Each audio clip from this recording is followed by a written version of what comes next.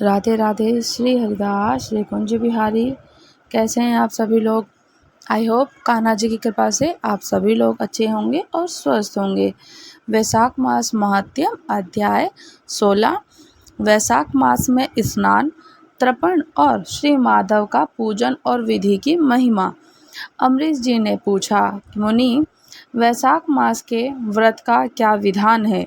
इसमें किस तपस्या का अनुष्ठान करना पड़ता है और क्या दान होता है?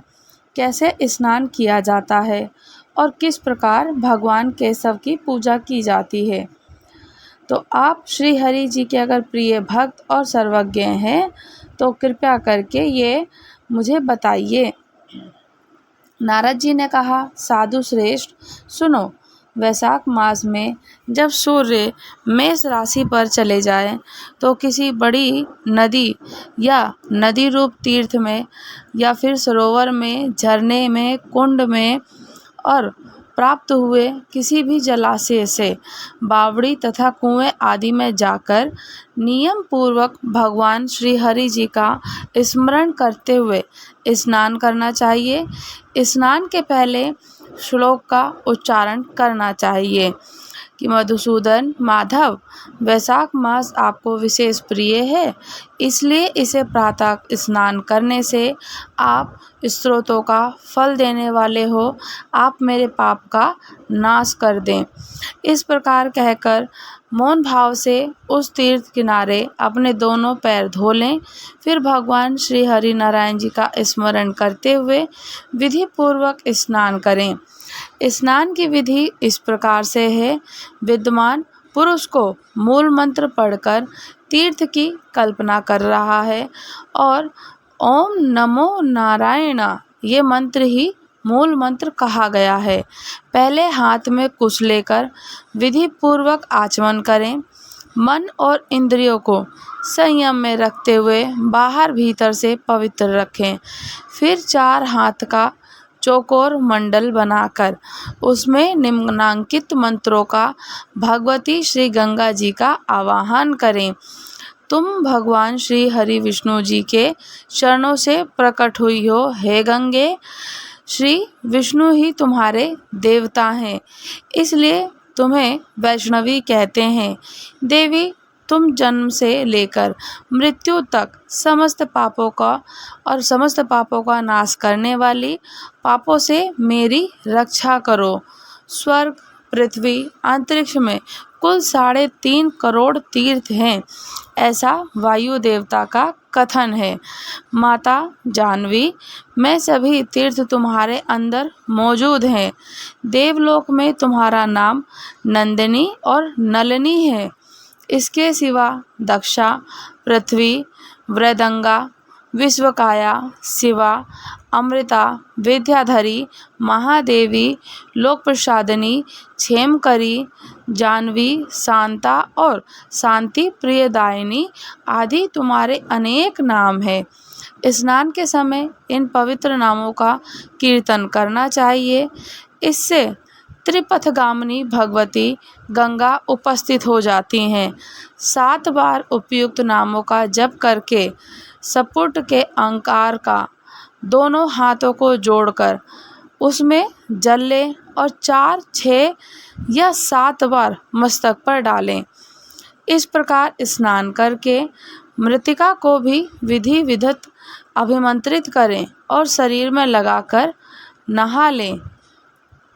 मृतिका मट्टी अभिमंत्रित करने का मंत्र इस प्रकार से है कि हे वसुंधरे, तुम्हारे ऊपर अश्व और रथ चला करते हैं। भगवान विष्णु ने भी वामन अवतार धारण करके तुम्हें एक पैर से नापा था। पृथ्वी और मृतिके, मैंने जो बुरे कर्म किए हों, मेरे उन सब पापों को तुम हर लो।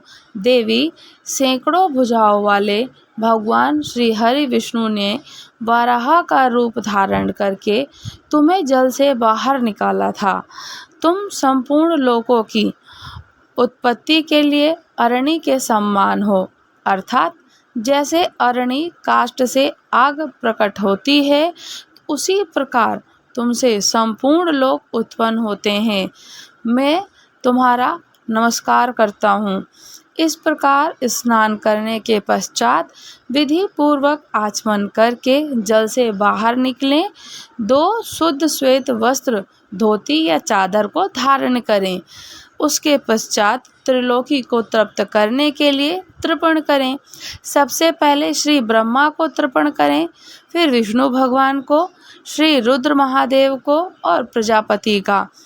उसके पश्चात देवता, यक्ष, नाग, गंधर्व, अप्सरा, असुरगण, क्रूर, श्रप और गरुण, वृक्ष, जीव जंतु, पक्षी, विद्याधर, मेघ, आकाशचरी जीव, निराधर जीव, पापी जीव तथा धर्मपरायण जीवों को तृप्त करने के लिए मैं उन्हें जल अर्पण करता हूँ। ये कहकर उन सबको जल अंजलि दीजिए। देवताओं को तर्पण करते समय यज्ञोपवीत बाएं कंधे पर डाले रहें। उसके पश्चात उसे गले में माला की भांति कर लें। दिव्य मनुष्य को ऋषि पुत्र और ऋषियों का भक्ति पूर्वक तर्पण करें। सनक, सनंद, सनातन और सनत कुमार ये दिव्य मनुष्य हैं। कपिल, असुरी, बोधि, पंचसख और पंचशीख ये प्रधान ऋषि पुत्र हैं। ये सभी मेरे दिए हुए जल से तृप्त हों, ऐसा कहकर इन्हें जल दें। इसी प्रकार मरीचि, अत्रि, अंगिरा, पुलस्त्य, पुलहा, क्रतु, प्रचेता, वशिष्ठ, नारद, अनन्याय और देवऋषि, ब्रह्म ऋषियों और अक्षत सहित जल को तर्पण करें। इस प्रकार ऋषि तर्पण करने के पश्चात यज्ञोपवीत दाएं कंधे पर करके बाएं घुटने से पृथ्वी पर टेक कर बैठ जाएं।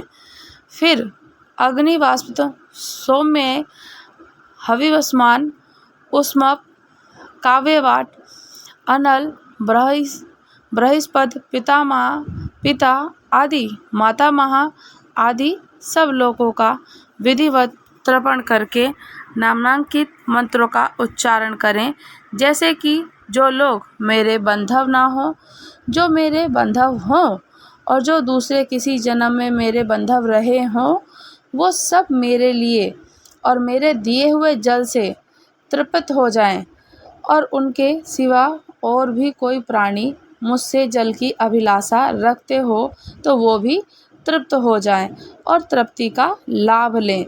ये कहकर उनकी तृप्ति के उद्देश्य से जल गिराना चाहिए। उसके पश्चात विधि पूर्वक आचमन करके अपने आगे कमल की आकृति बनाएं और सूर्यदेव के नामों का उच्चारण करते हुए अक्षत, फूल, लाल चंदन जल के द्वारा उन्हें यत्न पूर्वक अर्घ दें। अर्घदान का मंत्र इस प्रकार से है कि भगवान सूर्य, आप विश्वरूप, ब्रह्म स्वरूप, इन दोनों स्वरूपों में आपको नमस्कार है। आप सहस्त्रों किरणों से सुशोभित और तेज रूप हैं, आपको सदा नमस्कार है। भक्त वत्सल, रुद्र रूपधारी परमेश्वर को बारंबार नमस्कार। कुंडल और अंगद आदि भूषणों से विभूषित पद्मनाभ आपको नमस्कार है। भगवान, आप सोए हुए संपूर्ण लोगों को जगाने वाले हैं, आपको मेरा प्रणाम है। आप सदा सबके पाप पुण्य देखा करते हैं, आपको मेरा प्रणाम है। भास्कर, मुझ पर प्रसन्न होइए। हे दिवाकर, मुझ पर प्रसन्न होइए, आपको मेरा नमस्कार है। इस प्रकार सूर्यदेव को नमस्कार करके 7 बार उनकी प्रदक्षिणा करें। फिर द्विज, गाय और स्वर्ण का सर्प और स्वर्ण का स्पर्श करके अपने घर जाएं। वहाँ आश्रमवासी अतिथियों का सत्कार, भगवान की प्रतिमा का पूजन, घर में पहले भक्तिपूर्वक जितेंद्रिय भाव से भगवान गोविंद की विधिवत पूजा करनी चाहिए। वैशाख के महीने में जो मधुसूदन श्री हरिनारायण का पूजन करता है, उसके द्वारा पूरे 1 वर्ष माधव का पूजन संपन्न हो जाता है। वैशाख मास आने पर जब सूर्यदेव मेष राशि पर स्थित हो, श्री केशव प्रसन्नता के लिए उनके व्रतों का संचय करना चाहिए। अपने अवशिष्ट की सिद्धि के लिए अन्न, जल, शक्कर, धेनु, तिल, धेनु आदि का दान करना चाहिए। इस कार्यक्रम में धन की कंजूसी उचित नहीं होती।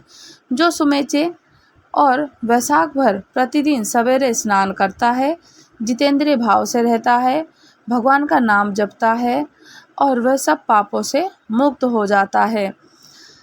जो वैशाख मास में आलस्य त्याग कर एक भुक्त यानी 24 घंटे में एक बार भोजन करता है और केवल रात में भोजन करता है, तो बिना मांगे हुए अन्न का एक समय भोजन करे तो वही अपनी संपूर्ण अवशिष्ट वस्तुओं को प्राप्त कर लेता है।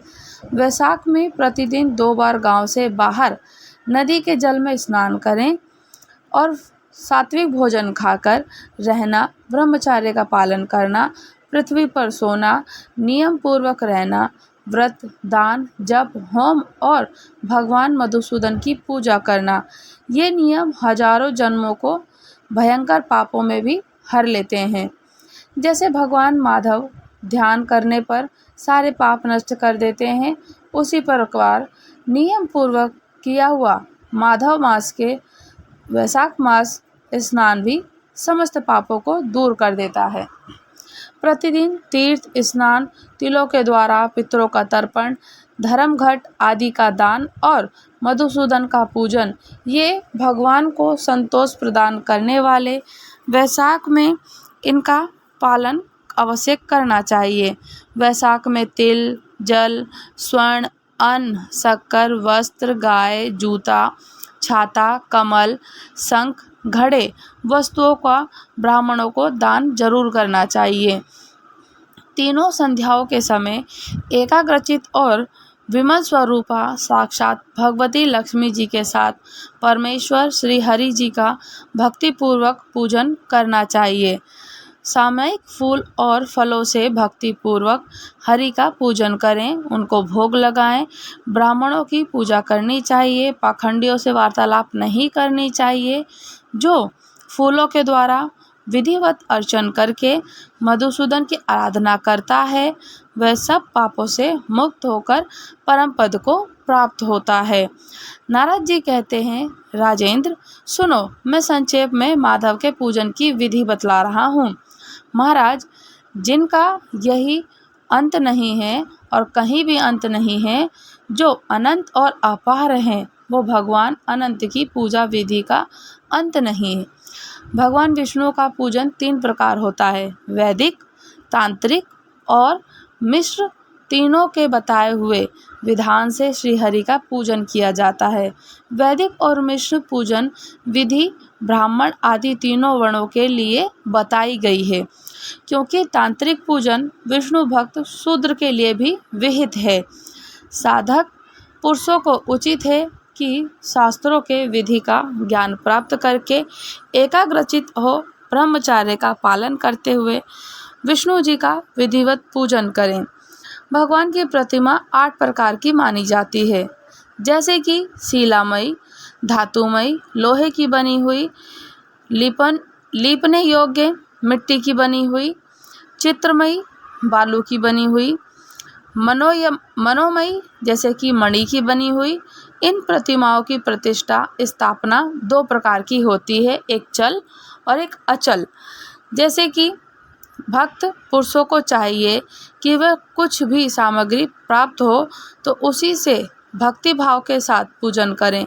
प्रतिमा में पूजन का स्नान अलंकार अवशिष्ट है। भगवती विग्रह को स्नान कराकर पुष्प आदि श्रृंगार करना चाहिए।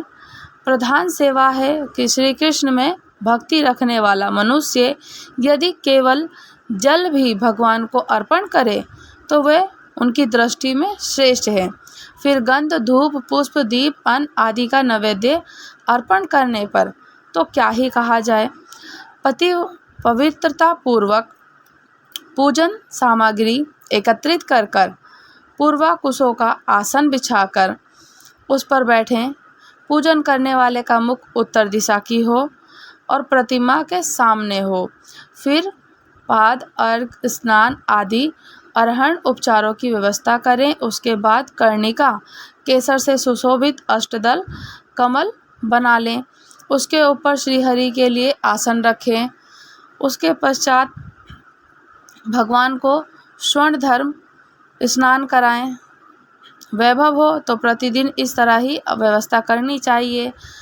और स्वर्ण धर्म नामक अनुवाक महापुरुष से विद्या, सहस्त्र शीर्षा, पुरुष सूतक, सामवेदता, निरंजना मंत्रों के द्वारा श्री हरि जी को स्नान कराना चाहिए। वस्त्र, पुष्प, यज्ञोपवीत आभूषण, हार, गंध, अनुलेपन द्वारा प्रेम पूर्वक भगवान का यथा योग्य श्रृंगार करें और वे श्रद्धा पूर्वक पाद आचमन और गंध पुष्प पुजारी को अक्षत और धूप उपहार अर्पण करें। उसके बाद गुड़, खीर, घी, पूड़ी, मालपुआ, लड्डू, दूध, दही आदि प्रकार के नैवेद्य निवेदन करें। पर्व के अवसरों पर अंगराग लगाना, दर्पण दिखाना, दंत धावन करना, अभिषेक करना, अन्न आदि के बने हुए पाद भोग लगाना, कीर्तन करते हुए नृत्य करना, गीत गाना और सेवाएं भी करनी चाहिए। संभव हो तो प्रतिदिन ऐसा कर सकते हैं। पूजन के पश्चात इस प्रकार से ध्यान करें कि श्री विष्णु का श्री विग्रह श्याम वर्ण और तपाए हुए जम्बू द्वीप नाम के स्वर्ण के समान तेजस्वी है। भगवान के शंख, चक्र, गदा, पद्म सुशोभित 4 भुजाएं हैं। उनकी आकृति शांत है। उनका वस्त्र कमल के केसर के समान पीले रंग का है। वह मस्तक पर किरीट, दोनों हाथों में कड़े और गले में यज्ञोपवीत, अंगुलियों में अंगूठी धारण किए हुए हैं। वक्षस्थल में श्री वत्स का चिन्ह है। कोष्ठी भमड़ी उनकी शोभा बढ़ाता है और वे वनमाला धारण किए हुए हैं। इस प्रकार ध्यान करते हुए पूजन समाप्त करके घी में डुबोई हुई बत्ती को दीप जलाएं और आजा भाग्य आघार नामक आहुति देने के पश्चात घृतपूर्ण हविष्य का हवन करें। उसके पश्चात भगवान का पूजन करके उन्हें प्रणाम करें। पार्षदों को नैवेद्य अर्पण करें। उसके बाद मुख शुद्धि के लिए सुगंधित द्रव्यों से तांबूल निवेदन करें। फिर छोटे बड़े पौराणिक और अवर्चनीय स्त्रोतों का भगवान की स्तुति करें, प्रसाद लें और ये कहकर प्रतिदिन दंडवत प्रणाम करें कि अपना मस्तक भगवान के चरणों में रखकर दोनों भुजाओं को फैलाकर परस्पर मिला दें और इस प्रकार से कहें कि हे परमेश्वर, मैं मृत्यु रूपी ग्रह और समुद्र से भयभीत होकर आपकी शरण में आया हूँ। आप मेरी रक्षा कीजिए। उसके बाद भगवान को अर्पण हुई प्रसाद माला आदि आदरपूर्वक सिर पर धारण करें और यदि पार्थिव मूर्ति बनाई हो तो विसर्जन करने के योग्य हो तो विसर्जन भी करें और ज्योति का आत्म ज्योति में स्थापित कर लें। प्रतिमा आदि जहाँ भगवान का चरण हो वहीं श्रद्धापूर्वक पूजन करें। मन में विश्वास रखना चाहिए कि जो संपूर्ण भूतों में मेरे आत्मा में रमे हैं वह सर्वात्मा परमात्मा परमेश्वर ही हैं और इस प्रकार वैदिक तांत्रिक क्रिया के योग्य मार्ग से जो भगवान की पूजा करता है वह सब ओर से अवशिष्ट सिद्धि को प्राप्त होता है। विष्णु जी की प्रतिमा को स्थान से सुदृढ़ मंदिर बनवा सकते हैं। पूजा कर्म की व्यवस्था कर सुंदर फुलवाड़ी लगानी चाहिए। बड़े बड़े अगर पर्व हों तो प्रतिदिन पूजा कार्य भली भांति से निर्वाह होता है और भगवान के नाम से खेत, बाजार, कस्बा आदि गांव भी लगा देने चाहिए। यो करने से भगवान के साजुष्य को प्राप्त हो जाता है और भगवान जी की भक्ति करने से सम्राट पद को मंदिर बनवाने से तीनों लोकों में राज्य को पूजा आदि की व्यवस्था करने से ब्रह्मलोक को तीनों कार्यों के अनुष्ठान मनुष्य भगवत साजुष्य को प्राप्त कर लेता है। केवल अश्वमेध यज्ञ करने से किसी को भक्ति योग की प्राप्ति नहीं होती है। भक्ति योग तो वही प्राप्त करता है जो पूर्वोत्तक पूरी तरीके से रीति से प्रतिदिन हरि जी का पूजन करता हो।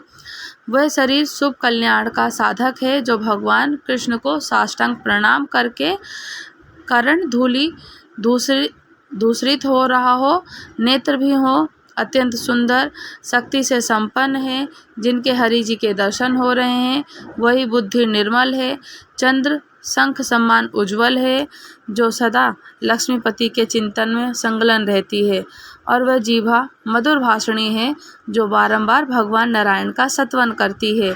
स्त्री हो शूद्र हो, मूल मंत्रों के द्वारा श्री हरि जी का पूजन करें और वैष्णव जनों की गुरु की बताई हुई पद्धति से श्रद्धा भक्ति से श्रद्धापूर्वक से भगवान की पूजा करें। ये सब प्रसंग मैंने तुम्हें बता दिया है, और माधव का पूजन परम पावन है। वैशाख में तुम इस प्रकार पूजन अवश्य करना। तो सूत जी इसी प्रकार से उनसे पूछते हैं और कहते हैं कि जो अपनी पत्नी सहित मनमंत्रों और मंत्रवेदा महाराज अमरीश जी को उपदेश दे, उससे पूजित हो। और विद्या लेकर देवर्षि नारद जी वैशाख में गंगा का स्नान करने के लिए चले गए, और लोक में जिनका पावन सुयश फैला हुआ होता है, उन राजा अमरीश ने भी मुनि की बताई हुई वैशाख की विधि का पुण्य बुद्धि से पत्नी सहित पालन किया। वैशाख मास महात्म्य अध्याय 16 समाप्त होता है। अगर आप लोग हमारे चैनल पर नए हैं तो हमारे चैनल को ज़रूर सब्सक्राइब करें, लाइक करें, शेयर करें, और अच्छे अच्छे प्यारे प्यारे से पॉजिटिव से कमेंट करें। राधे राधे। श्री हरिदास श्री कुंज बिहारी।